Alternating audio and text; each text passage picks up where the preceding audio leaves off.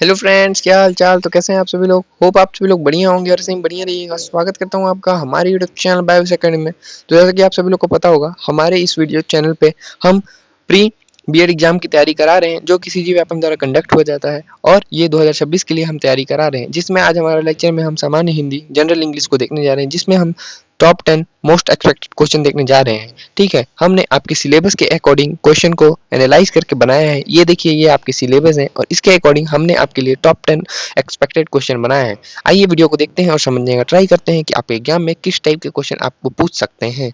ठीक है, सो सबसे पहले क्वेश्चन नंबर 1 देखते हैं वर्ण विचार से। और हमने आपके क्या बोलते हैं सिलेबस को एनालाइज करके हर टाइप के क्वेश्चन आपके लिए प्रोवाइड किए हैं। ठीक है, तो सबसे पहले वर्ण विचार से देख लेते हैं। ठीक है, निम्नलिखित में से कौन सा वर्ण घोष और महापर्व दोनों है। सो आपके ऑप्शन है क, च, घ या फिर ख। सो आपको मुझे बताना है। इसके उत्तर मैं आपको अच्छे से बताऊंगा और उसको एक्सप्लेन भी करूंगा। ठीक है, सो आइए इसके उत्तर को देखते हैं। सो घोष और महापर्व दोनों घ घ होता है। क्यों होता है, अब इसकी व्याख्या को समझिए आप। प्रत्येक वर्ण का तीसरा, चौथा और पांचवा वर्ण घोष होता है। ठीक है, साथ ही दूसरा और चौथा वर्ण महापर्व होता है, क्योंकि घ का वर्ण का चौथा वर्ण है। ठीक है, घ क वर्ण का चौथा वर्ण होता है। ठीक है, इसलिए यह दोनों स्रोतों पर पूरा करता है। ठीक है, सो इसका हो जाएगा ऑप्शन नंबर सी। मैंने आपको इसकी व्याख्या के साथ समझाई है, तो इसमें हमने 1 मार्क्स स्कोर कर लिया है। लास्ट में आप मुझे जरूर कमेंट करके बताइएगा कि आपने 10 में से कितने मार्क्स स्कोर किए हैं। ठीक है, मैं आपको क्वेश्चन पहले दिखा दूंगा और उसका एक्सप्लेनेशन बाद में दूंगा, तो आप ट्राई कीजिएगा कि आप मेरे से पहले क्वेश्चन को सॉल्व कर पाए। ठीक है, आइए क्वेश्चन नंबर 2 देखते हैं और क्वेश्चन नंबर 2 समझने का ट्राई करते हैं। ठीक है, अब दूसरा क्वेश्चन हमारा संधि से है। ठीक है, पवन शब्द का सही संधि विच्छेद क्या होगा और इसमें कौन सी संधि लगेगी। अब आप मुझे जल्दी से बताइए कि पवन शब्द में कौन सी संधि लगेगी और इसका सही संधि विच्छेद क्या हो जाएगा। ठीक है, तो मैं आपको बताता हूँ। इसका हो जाएगा बी। और बी क्यों होगा, आइए मैं इसका एक्सप्लेनेशन देता हूँ। प और अन।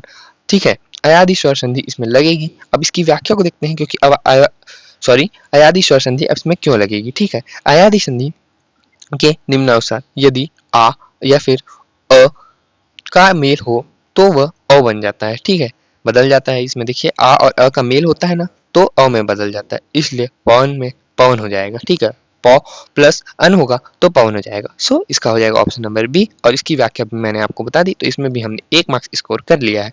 ठीक है, आइए क्वेश्चन नंबर 3 देखते हैं। क्वेश्चन नंबर 3 हमारा समास से है। ठीक है, समास और पंचमृत में कौन सा समास निहित है। सो आपको मुझे बताना है कि पंचामृत में कौन सा समास निहित होता है। सो आपके ऑप्शन आपको दिख रहे होंगे आंसर में। तो आइए मैं इसका आंसर आपको बताता हूँ। तो इसमें द्विगु समास होता है। अब द्विगु समास क्यों होता है उसका मैं आपको व्याख्या बता देता हूँ। ठीक है, व्याख्या, जिस समास का पहला पद संख्यावाचक विशेषण हो वह द्विगु समास कहलाता है। अब आपने अगर समास का भी लेक्चर नहीं देखा होगा तो हमारे चैनल पे वो अपलोड है, अगर आप उसको देखना चाहें तो वो भी आप देख सकते हैं। ठीक है, ये तो लास्ट मिनट रिवीजन है और इसमें मैं आपके लिए टॉप 10 केवल क्वेश्चन लाया हूँ। राइट, आइए देखते हैं इसके बाद। सो पंचामृत का अर्थ है 5 और अमृत पदार्थों का समूह। तो इसका हो जाएगा द्विगु समास, ऑप्शन नंबर सी। और इसकी भी व्याख्या मैंने आपको बता दी और इसमें भी हमने 1 मार्क्स स्कोर कर लिया है। क्वेश्चन नंबर 4 देखते हैं। क्वेश्चन नंबर 4 उपसर्ग और प्रत्यय से है। ये भी आपके सिलेबस में है। सो उपसर्ग और प्रत्यय से अब आपके क्वेश्चन है। क्वेश्चन देखते हैं क्या होता है। अति युक्त शब्द में किस उपसर्ग का प्रयोग हुआ है। अब हमें उपसर्ग पूछता है। ठीक है, अति युक्त में हमें कौन सा उपसर्ग प्रयोग हुआ है। सो आप ऑप्शन देखिए और मुझे बताइए जल्दी से। अपने से आप आंसर निकालिए, बाकी मैं आपको व्याख्या देता हूँ। ठीक है, आइए मैं इसका आंसर आपको बताता हूँ। सो अति, ऑप्शन नंबर बी। अ में छोटी त में छोटी ई की मात्रा होगी अति। यह उपसर्ग इसमें लगा है। अब ये क्यों लगा है, आइए इसकी व्याख्या देते हैं। सो अति उक्ति, अतियुक्ति, यह यर्ण स्वर संधि का नियम भी लागू कर हो सकता है। ठीक है, इसमें यर्ण स्वर संधि का भी नियम लागू होता है, जहां ई और ऊ मिलके यू बन जाते हैं। ठीक है, इसमें यर्ण स्वर संधि का भी नियम लागू हो रहा है, इसमें ई और ऊ मिलके यू बन जाते हैं। राइट, सो इसका हो जाएगा अति। होप आपको वीडियो समझ में आ रहा होगा। अगर वीडियो समझ में आ रहा होगा तो वीडियो को लाइक करके चैनल को सब्सक्राइब जरूर से कर दीजिएगा। मैं बहुत आपके लिए ऐसे ही मेहनत करके आपके लिए वीडियो ला रहा हूँ और लेक्चर तैयार कर रहा हूँ। राइट, चलिए आइए क्वेश्चन नंबर 5 देखते हैं। क्वेश्चन नंबर 5 आपके लिए शब्द भेद से है, जिसमें तत्सम और तद्भव से है। ठीक है, निम्न में से कौन सा सब तद्भव। अब तद्भव और तत्सम आप जान ही रहे होंगे, नहीं जान रहे होंगे तो इसकी लेक्चर भी मैंने ली है, वो भी हमारे चैनल पे अपलोड है। मैं आपको शॉर्ट में बता दूं, तत्सम वो शब्द होते हैं जो संस्कृत भाषा में लिखे जाते हैं और तद्भव हिंदी भाषा के शब्द रहते हैं। राइट, अब ऑप्शन देख के आप बताइए कि इसमें से तद्भव शब्द कौन से हैं, पूछ रहा है। सो आइए मैं इसका आंसर आपको बताता हूँ। तो अचरज, अचरज जो है वो हिंदी के शब्द हैं, तो इसका आ जाएगा ऑप्शन नंबर सी। अब ये क्यों होगा मैं आपको आपका व्याख्या करके बताता हूँ। अचरज एक तद्भव शब्द है जिसका तत्सम रूप होता है आश्चर्य, ठीक है, क्योंकि बाकी सभी विकल्प जो हैं अग्नि, मयूर और हस्त मूल रूप से संस्कृत के तद्भव शब्द हैं, राइट। मैंने आपको वही चीज बताई जो इसमें व्याख्या में भी बताया गया है, राइट। तो इसमें भी हमने 1 मार्क स्कोर कर लिए हैं। होप आप भी क्वेश्चन को बना पा रहे होंगे। अगर आपकी तैयारी थोड़ी सी भी सही है तो, अगर आपने थोड़ा सा भी पढ़ा होगा तो आप जरूर इस क्वेश्चन को सॉल्व कर ले रहे होंगे। आइए पर्यायवाची शब्द से क्वेश्चन देखते हैं। क्वेश्चन नंबर 6 से क्या बोल रहा है हमको, अरविंद और पुंडरीक निम्नलिखित में से किस शब्द के पर्यायवाची शब्द हैं। अब पर्यायवाची शब्द के भी लेक्चर हमने ले लिए हैं। अब लास्ट मिनट में तो मैं आपको सभी नहीं बता पाऊंगा, तो आपको केवल क्वेश्चन से बताना है कि अरविंद और पुंडरीक निम्न में से किस शब्द के पर्यायवाची शब्द हैं, ठीक है। सो ये कमल के होते हैं। अब ये कमल के क्यों होते हैं आइए देखते हैं इसकी व्याख्या। सो अरविंद, पुंडरीक, पंकज, नीरज और सरोज ये सभी कमल के प्रसिद्ध पर्यायवाची शब्द हैं जो व्यापम परीक्षाओं में बार बार पूछे जाते हैं। देखिए अभी इसकी व्याख्या में भी बता रहे हैं, ये सब ना व्यापम के परीक्षाओं में बार बार पूछे जाते हैं पर्यायवाची शब्द। सो आपको पर्यायवाची शब्द भी याद होना चाहिए। और महत्वपूर्ण पर्यायवाची शब्द मैंने अपने लेक्चर पे अपलोड किए हैं, जिसकी मैंने लेक्चर ले ली है, तो आप उसको भी जाके एक बार जरूर से देख लीजिएगा, ताकि आपके पर्यायवाची शब्द की क्वेश्चन कभी भी गलत ना हो आपके एग्जाम में, और आप अपने मार्क्स को अच्छा और स्कोर कर सके, राइट। तो इसमें भी हमने 1 मार्क्स स्कोर कर लिया है। आइए क्वेश्चन नंबर 7 की ओर बढ़ते हैं और अपने क्वेश्चन की श्रेणी को आगे बढ़ाते हैं। क्वेश्चन नंबर 7 हमारा विलोम शब्द से रिलेटेड है, ठीक है। विलोम शब्द से क्वेश्चन है। सो स्थावर शब्द का सही विलोम शब्द क्या होगा। सो स्थावर। अब ये विलोम शब्द देखिए, विलोम शब्द भी है और होता है पर्यायवाची शब्द अलग अलग होता है। इसमें भी हमने लेक्चर लिया है। विलोम शब्द में भी मैंने आपको लेक्चर में बताया है, अगर आपने लेक्चर देखा होगा, कि टॉप जो क्वेश्चन पूछे जाते हैं विलोम शब्द से, वो सब विलोम शब्द मैंने आपको कराए हैं, ठीक है। सो स्थावन शब्द का विलोम शब्द आपसे पूछ रहा है, सो आपने जरूर इसका आंसर लगा दिया होगा। आइए इसके आंसर को देखते हैं।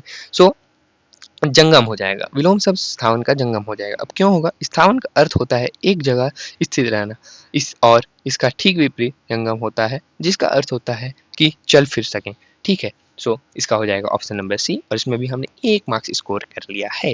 होप आपसे अभी वीडियो क्या बोलते हैं क्वेश्चन बन रहे होंगे। आइए क्वेश्चन नंबर 8 देखते हैं। क्वेश्चन नंबर 8 क्या बोल रहा है, ये क्या हो गया, चलिए छोड़िए उसको। वाक्य परिचय में, ठीक है, वाक्य परिचय से आपका क्वेश्चन है। ये क्या बोल रहा है, यदि तुम मेहनत करोगे तो परीक्षा में सफल हो जाओगे, यह किस प्रकार का वाक्य है। अब ये वाक्य परिचय से आपका क्वेश्चन है, तो आपको बताना है कि ये किस प्रकार का वाक्य है, ठीक है। आइए मैं आपको बताता हूँ, ये मिश्र वाक्य है। अब ये मिश्र वाक्य क्यों है, आइए इसकी व्याख्या देते हैं। जिस वाक्य में एक मुख्य उपवाक्य हो और दूसरा उस पर आश्रित यानी कि निर्भर हो, उसे मिश्र वाक्य कहते हैं। यहाँ सफलता मेहनत करने पर निर्भर है, ठीक है। सो इसका हो जाएगा आंसर सी, और ये क्योंकि एक मिश्र वाक्य है, हमने इसमें भी 1 मार्क्स स्कोर कर लिया है। होप आपको वीडियो समझ में आ रहा होगा। आइए क्वेश्चन नंबर 9 देखते हैं। क्वेश्चन नंबर 9 किससे है, व्याकरणीय अशुद्धियां से ये क्वेश्चन है, जिसमें शब्द वाक्य का चयन कीजिए, ठीक है।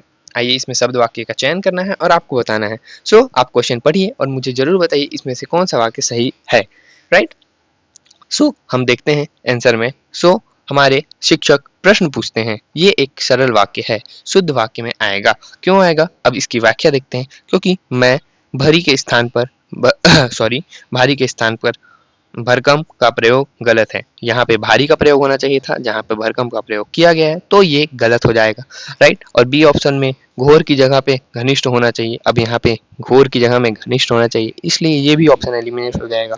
और मैं अनेकों शब्द अशुद्ध हैं, और सी में अनेकों शब्द अशुद्ध हैं, सही शुद्ध अनेक होगा, ठीक है, जिसमें अनेकों का प्रयोग की जगह में कृष्ण के अनेक नाम है होगा, राइट। तो इस कारण ये भी गलत हो जाएगा। तो इतने छोटे छोटे से क्वेश्चन आपके में आते हैं, मतलब एकदम माइन्यूट क्वेश्चन, गलती थोड़ी सी भी गलती आपके लिए मार्क्स काट देगी, आपकी 1 मार्क्स, राइट। इसमें माइनस मार्किंग नहीं रहता है, लेकिन आपको गलत नहीं करना है अपने क्वेश्चन को। तो इसका हो जाएगा ऑप्शन नंबर डी, और इसमें भी हमने 1 मार्क्स स्कोर कर लिया है।